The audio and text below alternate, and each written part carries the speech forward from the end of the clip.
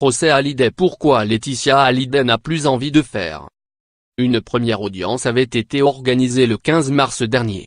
Celle-ci avait été infructueuse.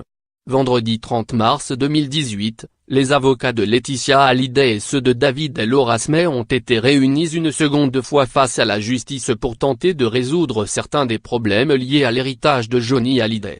Face au tribunal de grande instance de Nanterre, les avocats de deux aînés du rocker ont alors insisté sur deux points majeurs, la demande d'un droit de regard sur l'album posthume de Johnny ainsi que le gel des biens immobiliers légués par le chanteur à sa dernière épouse. Concernant l'ultime projet musical de Johnny Hallyday, ses enfants estiment qu'étant donné que l'album n'a pas été achevé avant sa mort, il est de leur droit de vérifier que personne n'a profondément altéré son œuvre suite à sa disparition. Cet album était loin d'être terminé, rappelle ainsi l'un des avocats de David. Seule la voix de Johnny Hallyday était posée. Face aux avocats des enfants de la star, celui de Laetitia Hallyday se montre on ne peut plus clair, sa cliente refuse de faire écouter l'œuvre à ses beaux-enfants. Moamir Aslani estime en effet que Laetitia Hallyday aurait été d'accord avant cette histoire, mais plus maintenant. La guerre de succession autour du patrimoine de son époux l'aurait profondément marqué.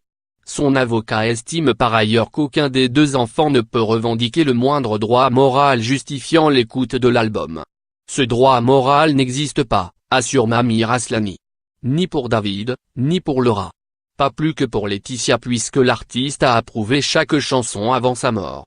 Une déclaration rapidement étayée par l'avocat de la maison de disques Warner, Éric Lavaud, qui indique au sujet de l'opus que la production a commencé en mars 2017 et Johnny Hallyday a validé l'ensemble des compositions musicales qui figurent sur l'album s'il admet que l'album n'était pas terminé en novembre, lorsque le musicien a succombé à un cancer des poumons. Il assure que l'équipe musicale n'a alors fait que suivre les indications de Johnny Hallyday pour le compléter.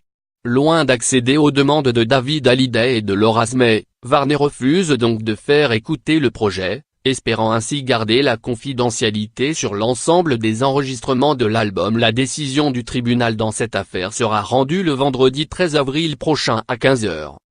Crédit photo, Abaka.